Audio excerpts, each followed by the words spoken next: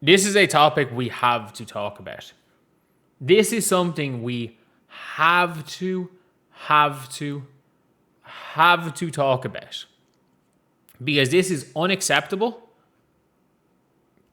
And it's something that is not, on a human level, is not right. So this would be my question to Caitlin Clark.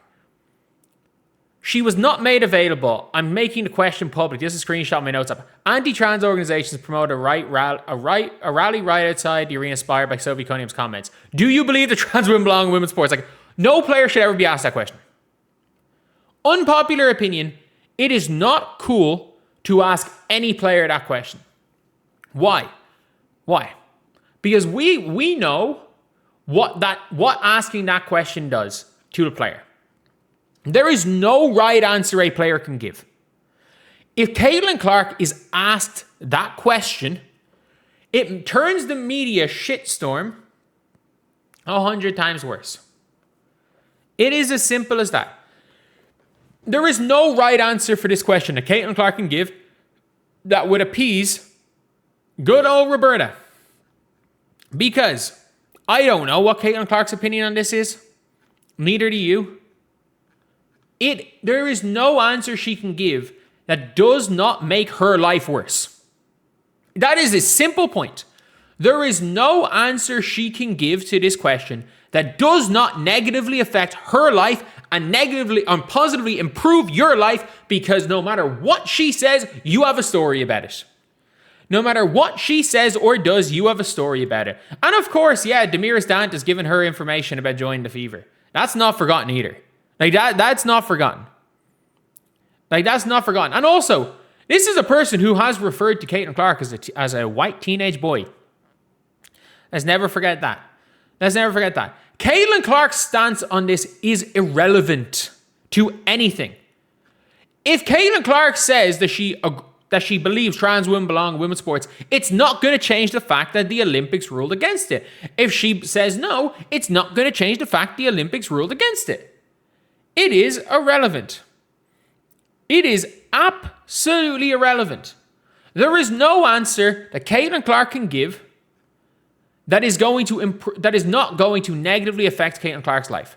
And Roberta out there being like, Caitlin Clark wasn't made, and Sophie Cunningham weren't made available. Why would Sophie Cunningham be made available? She scored 0 points in the last 3 quarters of this game. She had 0 points in the last 3 quarters.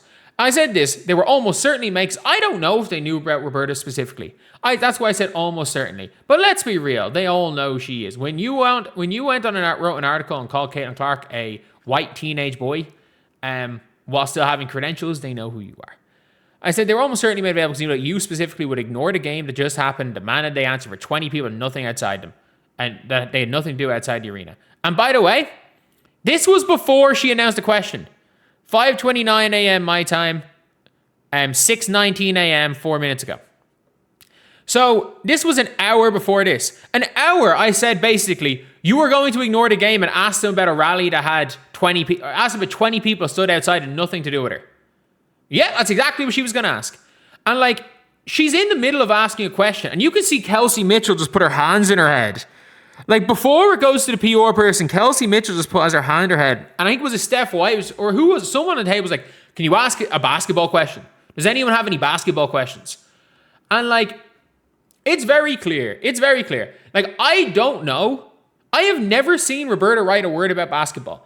I don't know if she even knows the rules of basketball.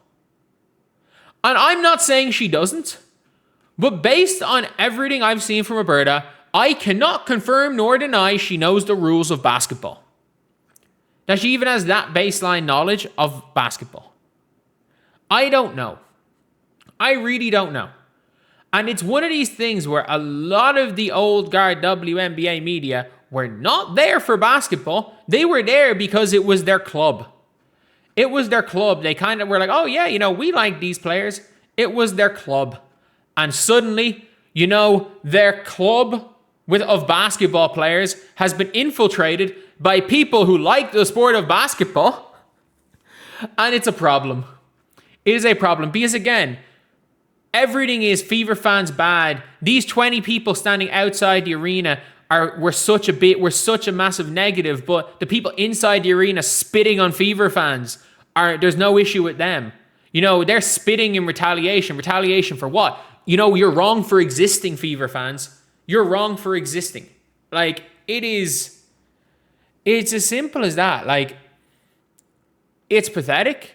And one thing I'll always give the Fever organization credit for, especially the new Fever organization, is they've not put Caitlin Clark in front of the media. They made sure as hell.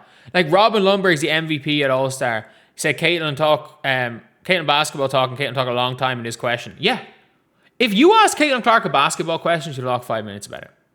If you ask any Fever player a basketball question, they'll talk 5 minutes about it. It's never about basketball with these people. Why? Because I don't think they know enough about the sport of basketball to debate basketball. And the problem is now is that it's looking like the WNBA as a league are going to take credentials off basically all these people. It's looking like they're going to do that. But caught in the crossfire are people that love the sport. You've got Quita, who lost her credentials for All-Star Weekend, who clearly loves the sport of basketball. You've got the three at no cap space who are doing a really good job, who lost their credentials, and they're being caught in the crossfire of this shit. Unfortunately, there were a lot of people that prior to the boom did a really good job covering the league. A really good job covering the league. The problem is that they are being lumped in with these people. It's like they were 1,000% right to do it. Like, I've said it again, Caitlin Clark should never do another media session in Seattle again. And they knew. They didn't make her available because they knew. They knew what was going to be asked. She was tweeting before it. She was tweeting about how she felt it was going to be a danger to be there. And suddenly she's like, oh, you know, it's a danger. I fear for my life. But oh, yeah, you know, I'm going to just go to the game anyway. I'm going to go to the game and I'm going to, say something that's going to cause more burner emails to send me hate emails. And I'm going to share the emails from burner emails. Like, I'm going to be very clear. Like, if I went on a unhinged rant on social media about a certain group of people, you're going to get a death threat from somebody on a burner account because of that. Unfortunately, it's the shit thing about being online. Like, it's going to happen. It's going to happen. And, like, I mean this. I don't think she knows enough about basketball to ask a basketball question. So I think she probably knows, look, if I'm going to keep my job here as a journalist, I need to make sure that basketball is never the story. I need to make sure that basketball is never the story, because once basketball is the story, someone else is going to take my job. Someone else is going to take my job. And, like, I could be wrong. I don't know this person. I'm just making absolute assumptions here based on evidence. I have no idea. This is all my opinion. At the end of the day, this is a basketball league, and I do not remember in however many years Roberta saying anything that can confirm to me that she even knows the rules of basketball.